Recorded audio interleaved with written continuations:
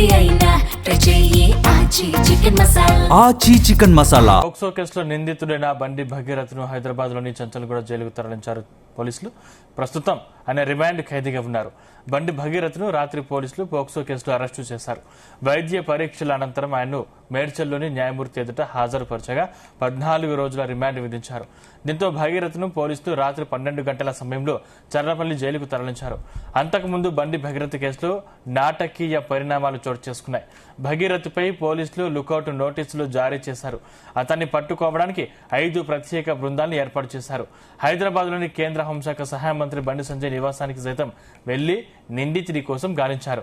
ఈ నేపథ్యంలో తన కుమారుడిని తానే పోలీసులకు అప్పగించినట్లు రాత్రి 8 గంటల సమయంలో బండి సంజయ్ ప్రకటన విడుదల చేశారు. ఆ తర్వాత కొద్దిసేపటికే భగీరథ్ను అరెస్టు చేశామంటూ సైబరాబాద్ పోలీసులు ప్రకటించారు.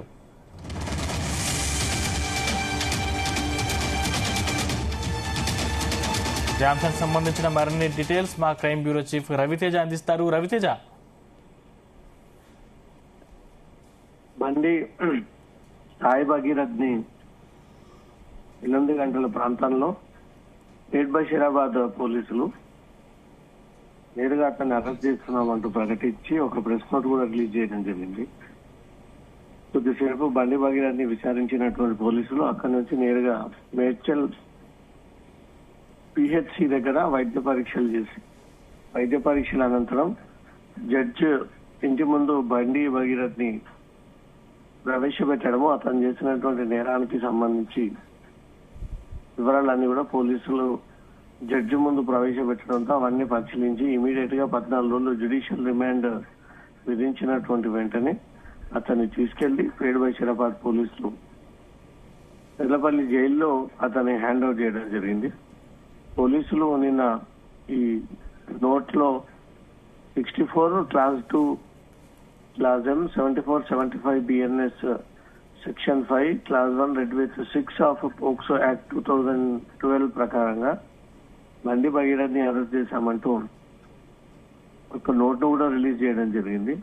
ఇప్పటికే బాధిత విక్టిమ్ సంబంధించి స్టేట్మెంట్ కూడా రికార్డ్ చేసిన తర్వాత దీంట్లో మళ్ళీ 64 class 2 class M BNS of section 5 class 1 red with 6 of POCSO act ని రితిరాజ్ మానిటరింగ్ అధికారి ఈ సెక్షన్ ని ఆల్టర్ చేసినట్లు కూడా పోలీసులు చెప్తా ఉన్నారు. ఆ తర్వాత విక్టిమ్ ని 183 BNSS యాక్ట్ ప్రకారంగా బాధితురాలు మైనర్ గర్ల్ ని ఆమె స్టేట్మెంట్ కూడా రికార్డ్ చేసుకోవడం జరిగింది. భగీరథ్ కోసం కరీంనగర్, హైదరాబాద్, ఢిల్లీ అనేక చోట్ల అతని కోసం వెతికాము. వివిధ చోట్ల అతని ఇంటికి చెంది అతని ఇంట్లో ఉన్నాడా లేదా స్నేహితులు ఉన్నాడా ఇంకా వేరే ప్రాంతంలో ఉన్నాడా అంటూ కూడా అన్ని చోట్ల వెతికినప్పటికీ ఎలాంటి ఆచూకీ లేకపోవడంతో తిరిగి లుకౌట్ నోటీసులు కూడా జారీ చేయాల్సి వచ్చింది అంటూ మాత్రం సైబరాబాద్ సిపి ఈ విషయాన్ని అఫీషియల్ గా అనౌన్స్ చేయడం జరిగింది. దీంతో పాటు తాను పోలీస్ అకాడమీ వద్ద పోలీసులు నాకబందీ నిర్వహిస్తూ ఉండగా SOT టీం భగీరథ్ ని గుర్తించి పట్టుకున్నారు. Tech park Manchirevula Narsingi police station పరిధిలో రాత్రి 8:15 అంటూ కూడా సైబరాబాద్ సిపి నుంచి ఈ మెసేజ్ రిలీజ్ అవ్వడం జరిగింది. తనను తీసుకెళ్లి హెల్త్ చెకప్ పూర్తయినటువంటి వెంటనే మెజిస్ట్రేట్ ముందు హాజరుపరిచాము, అతన్ని జ్యుడిషియల్ కస్టడీకి తరలించారు అంటూ కూడా ఈ విషయాన్ని సైబరాబాద్ సిపి తెలియజేస్తూ ఒక నోట్ రిలీజ్ చేయడం జరిగింది. అంతకుముందే భగీరథ్ పోలీసులకు లొంగిపోయాడు అంటూ కేంద్ర మంత్రి ఒక మెసేజ్ కూడా రిలీజ్ చేశాడు. సత్యమేవ జయతే పేరుతో తను రిలీజ్ చేసి తన కొడుకుని పోలీసుల ముందు లొంగిపోవాలని చెప్పాను. ప్రస్తుతం అతను పోలీసుల అదుపులో ఉన్నాడు. చట్టం అందరికీ సమానమే, చట్టాన్ని లోబడి నేను ఈ పని చేశాను. న్యాయవాదులు ఇన్ని రోజుల పాటు తప్పుడు కేసు పెట్టారు. ఈ కేసులో తమకు రిలాక్స్ దొరుకుతుంది. ఆ కేసుని కొట్టివేసేటువంటి అవసరం ఉంది కాబట్టి ఇన్ని రోజులు నేను న్యాయవాదులు చెప్పిన విధంగా కోర్టుపై ఉన్నటువంటి గౌరవంతో కోర్టులో ఈ పిటిషన్ దాఖలు చేయడం జరిగింది.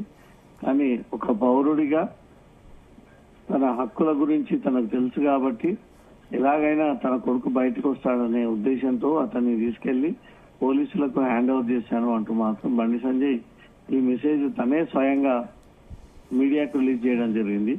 నిన్న ఉదయం నుంచి రాత్రి వరకు బండి సంజయ్ తనయుడు భగీరథ్ పోలీసుల అదుపులోనే ఉన్నప్పటికీ పోలీసులు అధికారికంగా ధృవీకరించకపోవడము, పేడ బషీరాబాద్ పోలీస్ స్టేషన్ తీసుకొచ్చిన తర్వాత అప్పుడు భగీరథ్ ని తీసుకొచ్చామంటూ అఫీషియల్ గా ప్రకటించడంతో అప్పుడు అతను అరెస్ట్ అయ్యాడంటూ మాత్రం తీవ్ర ప్రచారం సాగింది. అతన్ని మెజిస్ట్రేట్ ముందు హాజరుపరిచిన తర్వాత మెజిస్ట్రేట్ 14 రోజులు జ్యుడిషియల్ రిమాండ్ విధించడంతో చెరగపల్లి జైలుకి భగీరథ్ ని తరలించారు. సందీప్, అంటే రవితేజ, అంటే ఇప్పుడు పోలీసుల అదుపులో బండి భగీరథ్ ఉన్నాడు కాబట్టి తదుపరి ఏం జరగబోతుందో ఉత్కంఠ నెలకొంది. నిజంగా తదుపరి ఏం జరిగే అవకాశాలు ఉన్నాయి? ఇతను చెల్లపల్లి జైల్లో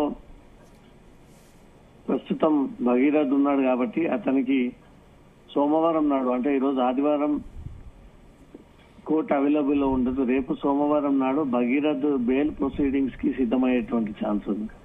సోమవారం నాడు హైకోర్టులో భగీరథ్ తరపు న్యాయవాదులు తమ ఈ కేసులో సొంతంగా సరెండర్ చేశాము అంటూ కూడా ఈ విషయాన్ని కోర్టుకు తెలియజేసి అనంతరం వాళ్ళు తన క్లయింట్ కి బెయిల్ ఇవ్వాలి, తప్పుడు కేసుల్లో భగీరథ్ ని ఇరికించారు, కుటుంబం సభ్యులను సైతం డ్యామేజ్ చేసేటువంటి ప్రయత్నం చేశారు అనే ఈ విషయాన్ని కూడా వారు కోర్టు దృష్టికి తీసుకొచ్చేటువంటి అవకాశం ఉంది. భగీరథ్ నిన్ను లొంగిపోయే ముందు, తర్వాత కోర్టులో ప్రొడ్యూస్ చేసే ముందు తన మొహం ఎక్కడ కూడా ఐడెంటిఫై అవ్వకుండా, ఇంకా భవిష్యత్తులో ఎక్కడ కూడా తనే అని గుర్తుపట్టకుండా మంకీ క్యాప్ వేసుకొని మళ్ళీ లోపటి నుంచి రెగ్యులర్ క్యాప్ పెట్టుకొని మొహానికి మాస్క్ వేసుకొని ఫుల్ జర్కిన్ వేసుకొని ఎక్కడ కూడా తను అని గుర్తుపట్టకుండా సోషల్ మీడియా మొత్తంలో ఫ్యూచర్ లో కూడా ఆ వీడియోస్ ఉండిపోయే విధంగా కాకుండా తను ఐడెంటిటీ రివీల్ చేసుకోకుండా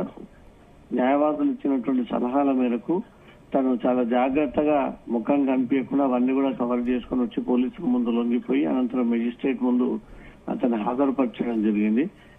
ఈ కంప్లీట్ ఎపిసోడ్ రాత్రి 7 గంటల నుంచి మొదలుకుంటే నైట్ 1 గంటల వరకు కూడా అతన్ని తీసుకొచ్చి అతన్ని విచారించి మళ్ళీ పిహెచ్సికి తీసుకెళ్లి వైద్య పరీక్షలు చేసి అక్కడి నుంచి మళ్ళీ మెజిస్ట్రేట్ ముందు హాజరుపరిచి 14 రోజుల రిమాండ్ తర్వాత తీసుకెళ్లి జైల్లో పెట్టడం జరిగింది. ఇప్పుడు ప్రస్తుతం కేంద్ర మంత్రి కొడుకు చెల్లపల్లి జైల్లో ఉన్నాడు కాబట్టి రేపు సోమవారం నాడు దీనిపైన అప్పీల్ కి వెళ్లి బెయిల్ పిటిషన్ పైన వాదనలు వినిపించేటువంటి అవకాశం ఉంది సార్. అయితే ఈ కేసులో ఎవిడెన్స్ చాలా స్ట్రాంగ్ ఉన్నాయి కాబట్టి బెయిల్ వచ్చే అవకాశాలు ఉన్నాయి రవితేజ?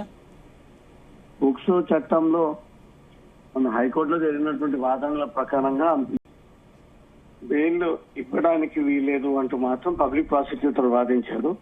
సుమారు అతను 3 నుంచి 6 నెలల పాటు జైల్లో ఉన్న తర్వాతే ఈ బెయిల్ లభ్యమయ్యేటువంటి ఛాన్స్ ఉంది. పోక్సో చట్టంలో అంత ఈజీగా బెయిల్ ఇస్తే మిగతా నిందితులంతా కూడా చాలా ఈజీగా ఈ చట్టంలో తప్పించుకునేటువంటి అవకాశం ఉంటుంది. చట్టం ఇప్పటికే 20 ఏళ్లకు పైగా జైలు శిక్ష పడేటువంటి సెక్షన్స్ అమలు చేస్తారు కాబట్టి భగీరథ్ విషయంలో కోర్టు అంత త్వరగా బెయిల్ ఇచ్చేటువంటి అవకాశం లేదు. కానీ న్యాయవాదులు మాత్రం అతన్ని ఎలాగైనా బయటికి రప్పించేటువంటి ప్రయత్నాలు జరుపుతూనే ఉంటారు.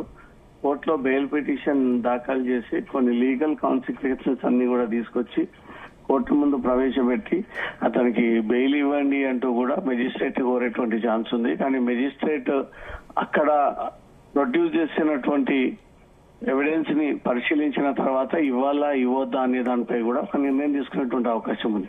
ఇప్పటికే తెలంగాణ హైకోర్టు గురువారం నాడు రెగ్యులర్ బెయిల్ కి సంబంధించి కానీ యాంటిసిపేటరీ బెయిల్ కి సంబంధించి కూడా విచారణ చేపడతామన్నారు కాబట్టి ఇప్పుడు యాంటిసిపేటరీ ఇంట్రీమ్ బెయిల్ కంటే తర్వాత రెగ్యులర్ బెయిల్ మళ్ళీ వీళ్ళు ఫ్రెష్ పిటిషన్ దాఖలు చేసేటువంటి ఛాన్స్ ఉంది. రేపు సోమవారం నాడు రేపు లంచ్ మోషన్ దాఖలు చేసి ఆ లంచ్ మోషన్ సమయంలోనే ఈ బెయిల్ పిటిషన్ విచారణకు వస్తుందా లేదా కొద్ది లిస్టింగ్ అయ్యి ఆ లిస్టింగ్ అయిన తర్వాత బెంచ్ పైకి వచ్చిన తర్వాత దీనిపైన విచారణ జరుగుతుందా అనే దానిపై రేపు వాళ్ళు వేసేటువంటి పిటిషన్ బట్టి ఉంటుంది.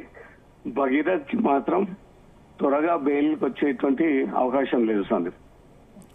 Thank you Raviteja.